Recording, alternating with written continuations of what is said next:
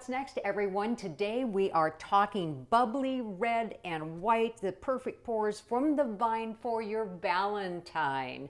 Leslie Miller, certified sommelier. Actually, you're double certified, and owner of Amusée. I don't think I said that right. Amusée, right? Amusée. Amusée. Yeah. Okay. Yeah. And then the Sip Better Wine Club now joins me with a little bubbly, but it's the trends of 2019 here. Let's clink glasses. Thank you so much. I know for joining me. Yeah, thank you. All right. So speaking of trends, let's talk about the trends that are happening right now, because there is a huge push for basically wines in other regions, regions that you've never heard of. We're calling it wine without borders, meaning that we're really having some of these wines come in from regions that are some of the oldest regions in the world. It's originally where wine came from. To kick us off here, this is one of my favorite categories, bubbles. Well, you can never go wrong with bubbles. You can't. Yeah. No. And it's also a great way to give it to enter, someone's home or give as a gift or. Right. It's pop not the just at cork. New Year's and weddings anymore. No. It's really celebrations. Yeah. And everybody's in for a celebration. That's right. Monday through Sunday. That's should right. be. Exactly. It's a celebration. Yes. And I do think that bubbles also, if you're trying to break the ice on a date or, conversation, socially, things like that, I think bubbles are a great way to start. So this little bubble is from Armenia, which is really cool. What's cool about Armenia is that it has 6,000 years of winemaking history. Wow. There are two very odd sounding grapes in this concoction that you have in front of you. Let's give it a smell actually first. Okay. It's approachable in the sense that it has this great kind of appley tone to it. It does, yeah. And also some nice fresh sliced fruit, I think. Yeah, pear? Yep, pear, a lot of that great, what we call tree fruit. So anything that would literally live off of a tree that has a stem to it. So that crisp apple, pear, almost like yellow apple to it. Now, if you do smell it and taste it in the wine, you can actually put those same ingredients into your dish or use it as an accoutrement to, maybe sprucing up your plate or your cheese board, that kind of thing. So if you were making a cheese board, sliced apples and pears are a really nice addition to, kind of adding to your appetizer. So when you're putting together your cheese tray, should you read the label and look to see, okay, so I want to serve pears or, I should go find a wine that pairs with pears. Yes, yeah, absolutely. That's a great tip. If you were to look at the back of this is Armenian, so there's not a whole lot of tasting notes on the back of it. Okay. Katuni and Voshket, very odd sounding grapes that we've never heard of before, live inside of this. And so technically when you're looking at a lot of New World wines, when you flip the backside of the bottle, it will say things like apples, pears, raspberries, rhubarb, things like that. And those same ingredients, yes. So let's say you were making a cherry chutney to go over maybe some poultry or beef or things like that. You would go to the red section and you'd actually look for a wine that has cherry in the description. Okay. And it's a good way to make that match perfect from food and wine combinations. And then what is the price range of this? This is about $19 to $20. Okay. I think nice and approachable for giving as a gift. I really like that $15 to $20 zone. You don't feel like you're going overboard with it. Also, I think sometimes people would look at some of these regions and be a little scared of them, not knowing necessarily what you're getting. Also, when you look at the back of this and you look at the grapes, you're not necessarily familiar with the grapes. And so these are some of these wines that you might step into like a specialized retail store and ask for a little bit of help. And not a flute either.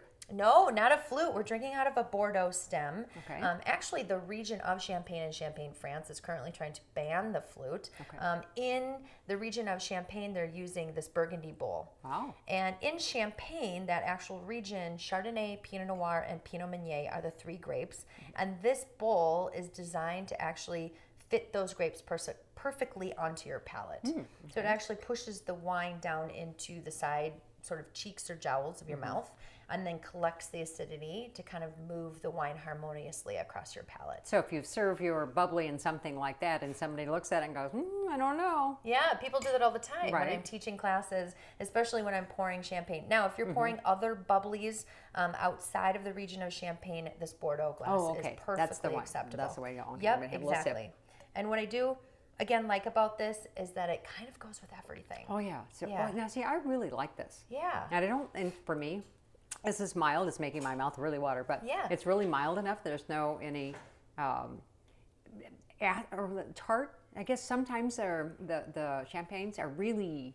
They have a little bit of bite for They you. do. Yeah. Yep. And this definitely Like has some way nice past green acid. apple. Yeah. Way past So that. it's a yeah. little too mouth puckering Yeah, for you. for me, Yep. yeah. And this definitely this not- has a nice approachable line to it. So if you were serving it to, somebody that you didn't know, you were going to bring, a great bottle, but this I think says savvy. Now, something else from another region internationally, when we look at reds, I'm going to recommend the grape Gamay. Now, Gamay is a grape that is light-bodied. When I think about going to somebody's house for dinner and you don't necessarily know the menu, Gamay is an amazing gateway grape because if most people, kind of know their way around Pinot Noir, and Gamay sort of lives in that same vein. Okay. So if somebody were serving So salmon, red, for people who are not figuring that Yes. out, right? Yeah, So yeah. yes. So if somebody were serving salmon or shrimp or tomato sauce pasta or a vegetarian dish like eggplant, roasted poultry, duck, or a lean cut of beef, Gamay is fantastic. Now this comes from the overall encompassing region of Beaujolais, and inside of Beaujolais there are a number of different little villages and crus, and this cru is called Saint-Amour. And of course, Valentine's. right, the Valentines, yeah. right. Now in France, this is a really popular region for the French to actually go and buy wine. Oh, nice. Even though the Saint-Amour himself in that region, so I've been told in history reads, is that he wasn't necessarily the best guy. Right. Okay. Yeah. But we'll look by that. We'll look Right. past it, Yes, right? Exactly. Saint-Amour, the wine of Great love. wine now. It Yes, is, and right. it's light-bodied, and again, it's just so inviting. It's got those great rhubarby notes, and it's like lushy raspberry, but very dry and delicious. Another wine, of course, because we love to talk about chocolate this time of year. Now, there is a giant misconception that wine and chocolate are BFFs. And that's not always necessarily true. Really? Yeah. Okay. I've always thought that I've heard that. Yeah. So I enjoy the two together. Yeah, I always say too, whatever brings you joy, right? So if you want to sit down and drink wine out of a red Solo cup and you have Exactly. it with your peanut butter and jelly sandwich, then that's what you do to make you happy. Right. I think when it There comes have been those occasions I too, was gonna right? say, Yeah. I've had those days Yeah, for sure. I got it. Yeah. So when it comes to chocolate or any sort of dessert, sort of the general rule or pairing tip is make sure that your wine is just a titch sweeter. Okay. In this situation, this is Ferraris, this is the Malvasia, and this comes from Piedmont, Italy, so in the northwest section of Italy. And this Malvasia is bursting with big strawberry fruit, and it's actually kind of frothy. So it has big bubbles to it. It's very low in alcohol too. So a couple of rules that I have around entertaining at my house is I like to start with low alcohol wines, and if I'm going to bring up some wines that have a little higher alcohol content, I usually serve them around the protein course. Got it. And then as Makes we're kind of sense. tapering off, I like to bring the alcohol content sort of down a little bit again.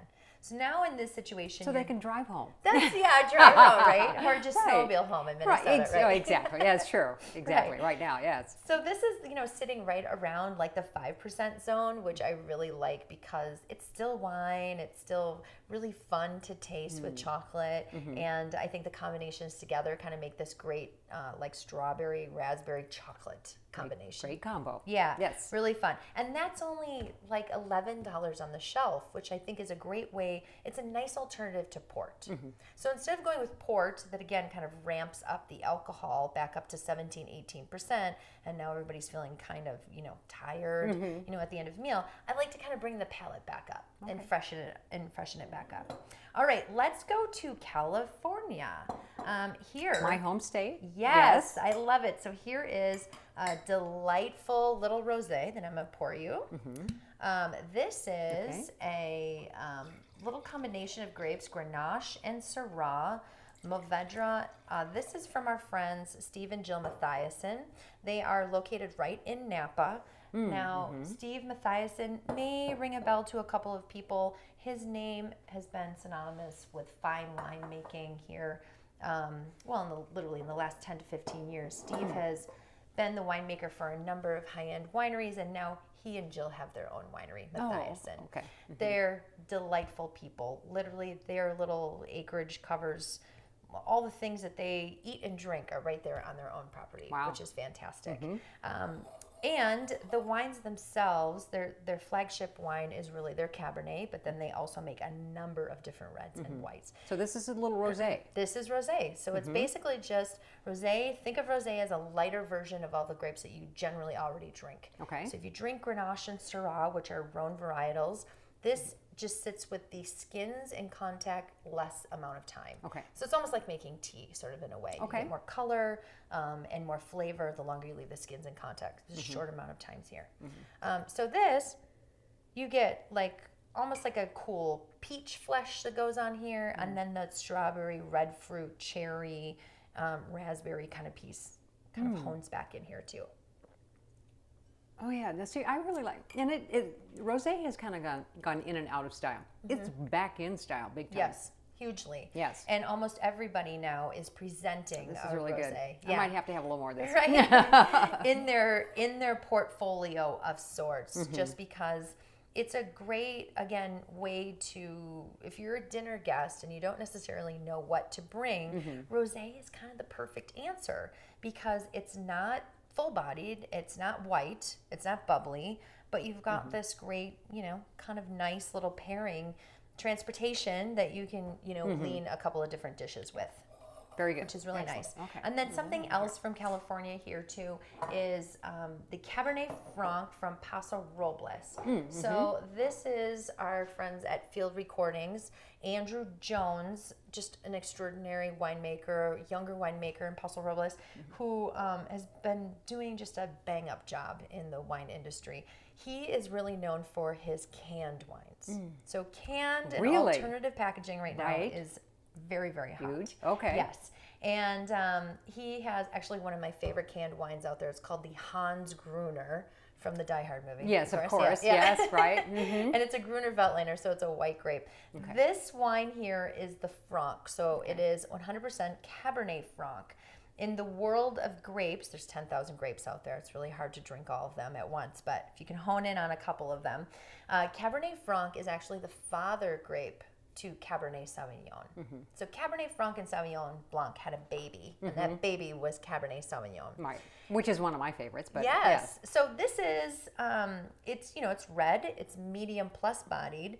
Again, has kind of that, there's a little bit of spice going on here. Again, very approachable for a number of different palates out there. So if somebody is really into Merlot or Malbec, which is medium weighted, Cabernet Franc, I think, is a great answer. And the price point on this? And the price point on that is like $20 as well. Which is pretty good for that type of grape because you can really skew a lot higher. That's right. And it's really hard also to kind of, weed through some of those categories. Now, this label is very eye-catching, and so I think people kind of pull it out and say, oh, I just want to buy that because of the cute label on it. And so it's just a really nice, fun, approachable bottle, I think, to bring for any occasion. Don't always buy by the label. Yeah, no, that's true. This is true. A little background. Do a little reconnaissance. Right. Yeah, exactly. Oh, Okay. we have a couple more glasses Okay. left. Yes. I'll pour it into both of those Bordeaux glasses here for us. I'm going to hand that to you. So now we're going to head this. into Minnesota. Yay. Yay, Minnesota. Because they're working so hard. They are. And we have an amazing school at the U that's created a number of different grapes that have been very popular here across the United States. We, at our horticultural school, we have literally been known as one of the top 3 schools in the U.S. For creating grapes. And this is a very important grape that's fairly new. This is the Nokomis grape. Now, this is the family that owns Wine Haven Winery out in Chisago City. Okay. They originally started out, you notice on the label that there's a little bee. They were originally bee farmers. Okay. They had over 800 colonies of bees at one point in time. And they make an extraordinary mead, by the way, which is made 100% of all of their honey, which is really fun. Wow. And mead is not always something. No, mead is the oldest alcoholic beverage. It is. A little fun fact. Right. Yeah. It is. Right. You know, if you're watching any Game of Thrones, then you know that they're drinking mead. That's it. Right. But their mead is really extraordinary. Now, Nokomis is a grape that they helped to develop, and they actually grow on their site. And Nokomis is a great grape for somebody that is definitely a Cabernet lover. So I know you like Cabernet. Yes, so this could be something that could really stick to your ribs and kind of be mouth-filling. So it's got that body to it. Got a great nose to it. Yes. If I'm using the right term. Yep, absolutely. Okay. Yep. Because it's like a little deeper fruity. It's not lightweight. Right. So I smell cherries here. Yep. Right? Yep, absolutely. And then in class, I would always say, well, what kind of cherries? Yeah, Red right. tart cherries or dark black cherries? Oh, this would be dark black. I yeah, think. exactly. Yep, so dark cherries. And you get a little bit of that kind of like spice that kind of zips back in here too. Okay, all right. And then the wood actually... Ooh, now I really like this. This is really good. It is, isn't it? It's velvety and smooth. And when this wine went into an oak barrel, it will pull out some of the nuances of this great vanillin tone that kind of wraps just beautifully, I think, around this wine. Yeah, this is definitely a go for me. Yes, it is. And I think, again, for somebody who likes Cabernet, I think it's a great, step outside of the box a little bit. And I think when you are giving wine as a gift or you're bringing it to a date, it doesn't matter if it's the first date. Now, if it is the first date, I mean, there's a lot of pressure on you, right? Well, because you want to bring a wine that says that I'm smart, I did my homework, I'm trying to impress you. And that doesn't mean that you have to spend all this money. Right. It just means, finding something that's really unique, I think, overall. And again, supporting these wonderful Minnesota wineries, I think, is really, really important. Now, price point on this? Price point on this is probably closer to like $25, $26. Okay. Yep. And actually, the only place that you can get this is literally at the winery. Oh, really? So it's a great excuse for you to drive out there and then taste through all of the wines that are at the winery. Excellent. And they have a beautiful facility. And are they open around the year? They are. Because some aren't. Yeah. Okay. Yep. And they're beautiful. They have a lovely facility where they do weddings and everything else out there. Excellent. So it's great. It's definitely get in the car, do this great little tour of Minnesota wines. Very nice. Now, speaking of, this is probably one of my favorite wineries. I hate saying that because they're all my favorite wineries. Right. I know, they're all my faves. You can't choose just one. That's right. And with 77 wineries in the state, that's hard to pick. This is Parley Lake, and they're located in Waconia. Now, if you've paid any attention to what's going on in Waconia is like the place to be right now. It is. Right? There's a distillery there, there's a brewery, there's wineries there. I love Parley Lake because, first off, they're some of the coolest down-to-earth people that I have met in the industry. And this is Marquette. So this is one of the most important grapes, I'd say, in Minnesota currently. It's one of those grapes that we developed at the U. And I would say it's kind of, the grape that Minnesota winemakers really love. We have another red grape called Frontenac that people like as well, but I always hear winemakers talking so much more about Marquette. You get a little bit more sturdiness, kind of more of a full-bodied approach to this, so it can range between like medium plus to full, depending upon the vintage or the winemaker's hand. This is just what I love about, and this is their new label, so this is really fun. The woman that's on this label here is, it's a fountain actually that sits outside of their tasting facility. Nice. And it's super cute. They have a little tasting barn that you can go in and hang out. And in the fall, you can go and you can squish grapes between your feet and grape stomp and so do the whole crush thing. Yeah, exactly. And they have an orchard right next door. So literally you could like take your kids and go out there and pick apples and, have a glass of wine where you're out there. Have a stomp. Right. That's yeah, exactly. Right. Yep. And that Marquette, I think, is really great. This, I think, probably sits like in the $20 to $22 zone again. Okay. But really, really beautiful. And a flagship wine for the winery as well. Nice. And then last but not least, let's not forget about fruit wine in Minnesota, because that is really important. Fruit wines, people always think about just solely grapes. This is Forced Edge Winery, where they only make fruit wines, so they don't make any grape wines. And they make a plethora of different fruit wines. So if you've been to the Minnesota Wine Country building at the State Fair, you've had wine there, you've probably had one of the forced edge wines, because over that period we always do some sort of wine smoothie out of one of their And you say that this one is a rhubarb one, yeah, right? So this is a rhubarb wine. So this is actually great for salad course. Let's say you're making like a cool raspberry or rhubarb vinaigrette to go along with your, spinach, strawberry, almond salad. This is a fantastic combination. So just because it's fruit doesn't necessarily mean that it's going to be sweet. Okay. So this actually has a great kind of like mouth-watering pucker to it. Okay. And it definitely tastes like rhubarb, but you get this this brightness that comes across in it. So it's great for even if you just plop some goat cheese into that spinach salad. Now you're talking. I know, right? So if you were really, we've already made dinner plans. We have, haven't we? Yes, exactly. Dinner for everybody, right? So, they'll be next week with the girlfriends, right? Yeah, exactly. Yeah. So, you kind of have run the gamut here of appetizers, main course, to gifts, to, bringing wine to somebody that you don't know. There's a number of different options here. And we want to hear more about sipbetter.com. That is your wine club. Yes. So Sip Better sort of morphed out of my career with Amusée. So Amusée, my first company, wine consulting firm, just turned 15 years old last week. Congratulations. Thank you. And peeps, had constantly said to me, I really love these wines. How do I find these wines? How do I get them, to my house? Or how do I even just navigate a retail store with all these different wines? And so we literally built a club that was built for individualized palettes. Wow. We built the platform from scratch. Took us 2 years to put it all together. So it's a very interactive site. I literally pick wine for each. You start with a tasting kit, and then you rate the wines 1 through 5 stars. And then from there, I send you, there's a number of different frequency and quantity options. I send you 4 new wines that fit your individualized palate.